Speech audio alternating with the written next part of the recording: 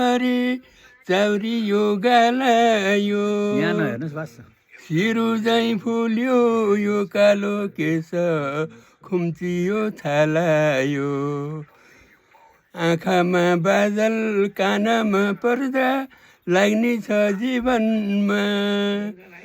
सहारा दिने कोही पनि छैन पुगिन्छ आँगनमा नछोरो आफ्नो नबुहारी आफ्नो बुढेसकालैमा धरधरी रुँदै डुबुल्की मार्छु आँसुको तालैमा वैँसमा लाग्छ पर्वतै बोकी छमछमी हिँडौला यता म पनि छु है ल